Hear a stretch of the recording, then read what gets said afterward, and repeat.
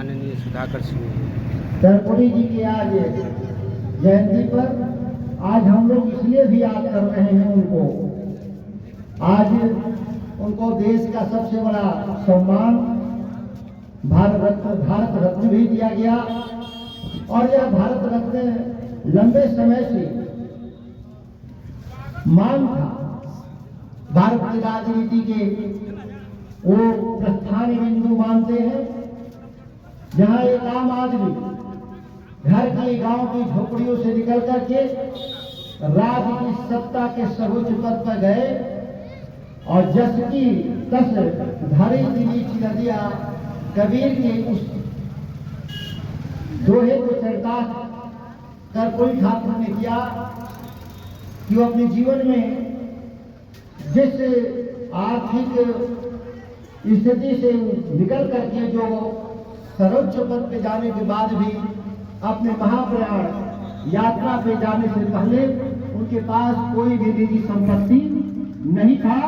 यह देश के राजनीतिज्ञों के लिए एक लैंडमार्क था और उसके आधार पर बिहार में राजनीति करने वाले लोग और खास तौर से हमारे राष्ट्रीय जनता दल के लालू प्रसाद जी नेता प्रतिपक्ष जिस पद पर कर्पूरी ठाकुर रहते देहावसान हुआ था, वहां से लालू प्रसाद जी ने राजनीतिक उत्तराधिकारी के रूप में उन्होंने उस धारा को इस राज्य के भीतर ही नहीं देश के स्तर पर मजबूत करने का काम किया।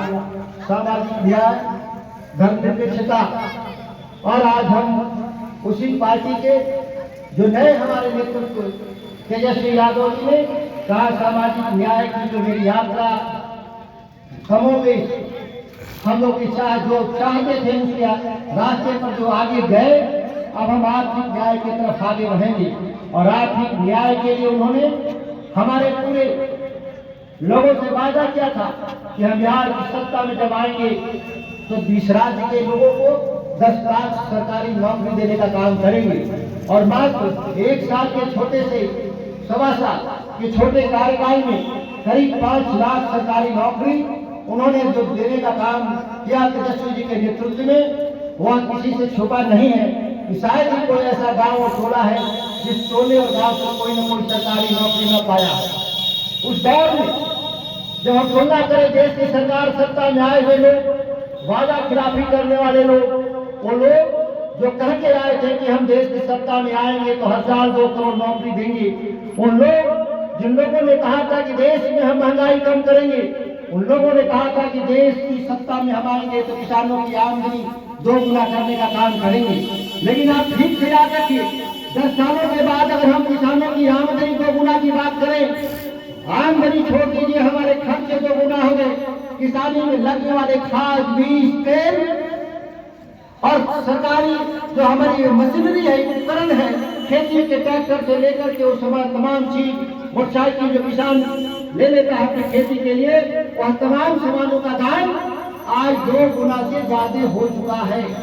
और जब हम वही बात करते हैं अनाज के दाम में बढ़ोतरी का, तो सलीना हम 11% जब लालू प्रसाद जी के नेतृत्व में हमारे यूपीए की सरकार, देश में मनमोहन सिंह की सरकार चल रही थी, तो हम किसानों को हर साल 11 से 12% अनाज का दाम को बढ़ाने का काम कर रहे थे। वो आज भारतीय जनता पार्टी की मोदी की सरकार मात्र 5% ही केवल अनाज का दाम बढ़ाने का काम कर रही है। सलीना वो अभी 5% से ज्यादा इस देश में हर साल महंगाई बढ़ रहा। कहने का मतलब कि हमारी आमदनी स्थिर हो चुका है, हमारी आमदनी स्थिर हो चुका और खर्चे हमारे लगातार बढ़ रहे हैं। इसीलिए हमारी आमदनी जो 2 गुना कहा था वो आधी भी नहीं रहती। लोगों को बर्दाश्त नहीं हुआ देश के किसानों की तरक्की को लेकर के, तो देश की सरकार ने 3 किसी कानून काला कानून बनाने का काम किया था। लेकिन देश के बहादुर किसान नेताओं के नेतृत्व में पंजाब, हरियाणा, महाराष्ट्र से लेकर के इस आंदोलन में 13 महीने की सरकार के खिलाफ इस मुहिम में हम लोगों ने कानून को निरस्त कराने का जो काम किया, उसमें रामगढ़ के भी लोगों का योगदान है। कई हौसलों पर ट्रैक्टर जुलूस और जिला मुख्यालयों में प्रदर्शन करने का काम किया। किसानों के हक में लिए गए निर्णय कि हमारे आने वाले समय में 2013 के बाद कोई भी किसानों की जमीन इसमें उद्योग लगाने के लिए लिया जाएगा तो वह जमीन का कीमत बाजार मूल्य से 4 गुना देने का काम भारत की सरकार ने कानून बनाया था। लेकिन जब वही मोदी जी सरकार बनाते हैं 14 में तो 17 में कानून लाते हैं कि नहीं, किसानों का जो खेत है, जो हमारी जमीन है, वो अधिग्रहण हम बाजार मूल्य पर नहीं करेंगे, हम सर्किल रेट पर करेंगे। और ध्यान करिए 2013 में जो सर्किल रेट रजिस्ट्री का रेट था और 2023 में सब रजिस्ट्री का रेट एक ही है। सरकार ने सर्किल रेट नहीं बढ़ाया, जिसके चलते आज जितने भी जमीन का अधिग्रहण हो रहा है बिहार में और राज्य और देश में, वहाँ किसानों को घाटा का काम मूलधन भी नहीं मिल रहा, बाजार मूल्य का आधा पैसा मिल रहा। लेकिन कहा गया था कानून बनाते समय कि हम 4 गुना दाम देने का काम करेंगे।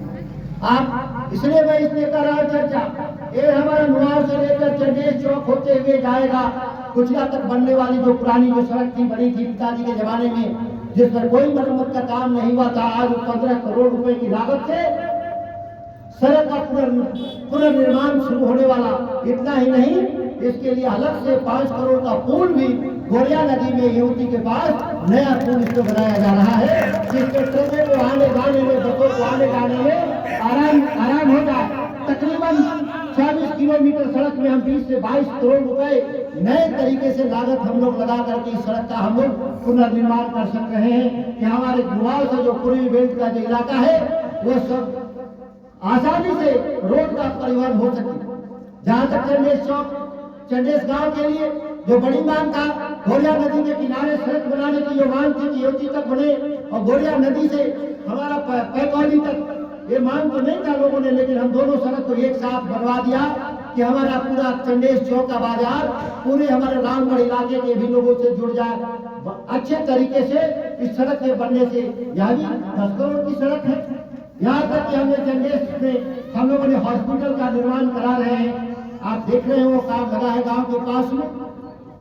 बिजली के काम के क्षेत्र को लेकर के लगातार हमने तार पोल का काम किया कि कोई भी किसान को खेती दिक्कत न हो। और आपने देखा होगा शायद इतिहास के सबसे बड़े सूखा के हम दौर में आए थे, लगा कि प्रलय है। हमारी 15 अगस्त तक हमारे यहाँ एक बूंद पानी नहीं बारिश हुआ, पूरे कैमूर जिला में हो या बिहार का एक बड़ा हिस्सा में सूखा था। लेकिन हम लोगों ने बिजली और तार की बदौलत और नहरों में पानी को, जो पहली बार इतिहास में पानी सूखे में भी हमारे टेल तक पानी गया, जिसका परिणाम हुआ कि इतिहास में सबसे ज्यादा धान अगर कहीं हुआ तो हमारे नुआर ब्लॉक में हुआ, क्योंकि नुआर ब्लॉक के भीतर 2 नए पंप हाउस का हम लोगों ने चालू करने का काम किया। 13 पंप और जयपुरा पंप, वहां पर भारतीय जनता पार्टी के लोग बदमाश लोगों ने विरोध करने का काम किया और कहा कि उद्घाटन नहीं होगा। सवाल पैदा होता है कि उद्घाटन हो ना हो, लेकिन किसानों के खेत में पानी जाएगा कि नहीं।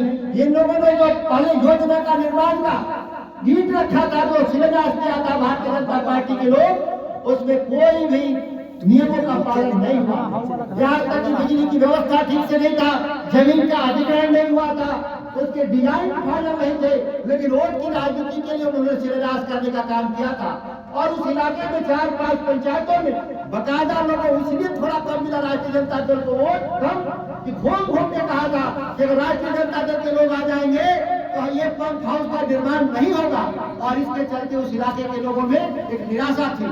लेकिन रिकॉर्ड टाइम में याद करिए 2020 में असेंबली का चुनाव हो रहा था तो कोरोना चरम सीमा पे था और कोरोना 21 जून तक चला, 1.5 साल कोई काम नहीं हो पाया था।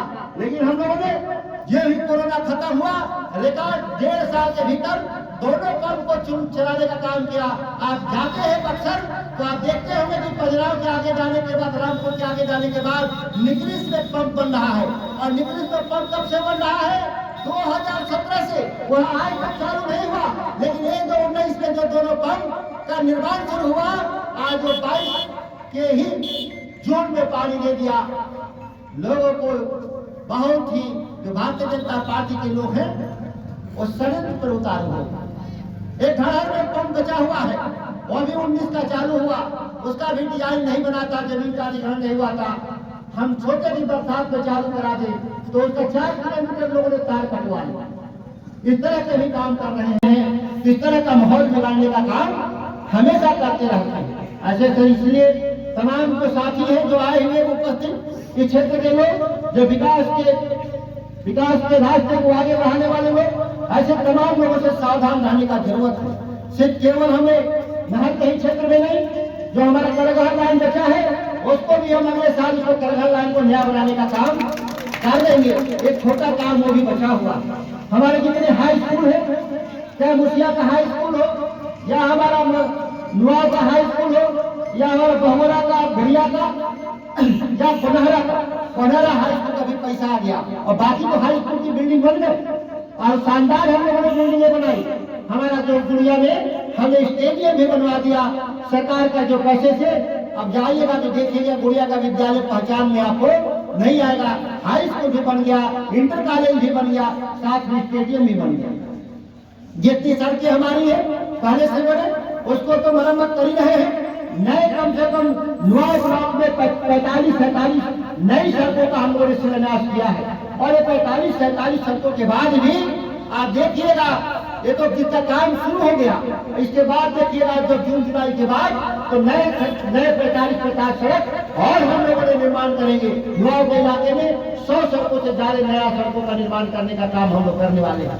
साथियों, हर पंचायत में हमें हॉस्पिटल बनाने के लिए जैसा चंडीगढ़ में बना है वैसा प्रस्ताव हम लोग पास कराए हैं, जिसका 1 साल के भीतर हर पंचायत में दिखेगा। और बड़ा हॉस्पिटल भी नुआ में, ये जो छोटा हॉस्पिटल था रामगढ़ से भी बड़ा हॉस्पिटल बनाने के लिए नुआ में हम लोगों ने शिलान्यास किया है, जिसका काम लगा है। आप निश्चित तौर पर 1 साल के बाद जाइएगा तो नुआ में उसी गारा में एक नया हमारे पास बड़ा हॉस्पिटल होगा जो रामगढ़ से भी बड़ा होगा।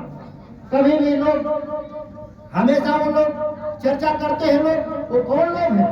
भारतीय जनता पार्टी के सांसद अर्चनी चौबे 10 सालों से सांसद है, चुनाव होने वाला। आप एक चीज बता दीजिए कि आप खजुराहो से लेकर के करमनासा नदी के किनारे तक, करमनासा बॉर्डर तक एक भी भारतीय जनता पार्टी का कोई काम है? एक भी चौबे जी ने काम कराया? कोई बिल्डिंग बनवाया, कॉलेज बनवाया? कोई भी चीज नहीं। लेकिन जब वोट आएगा तो भारतीय जनता पार्टी के लोग अफवाहबाज झंडा लेकर निकल के रोडों पर लोगों को गुमराह करने वाले लोग सवाल हम लोग से पूछते हैं राष्ट्रीय जनता दल। हो सकता है 100 काम में हमारा 10 काम छूटा होगा, हमें मानते हैं, काम कभी खत्म नहीं होगा, ये सतत प्रक्रिया है, ये चलता रहेगा। लेकिन कोई जिम्मेदारी भारतीय जनता पार्टी का बनता कि नहीं?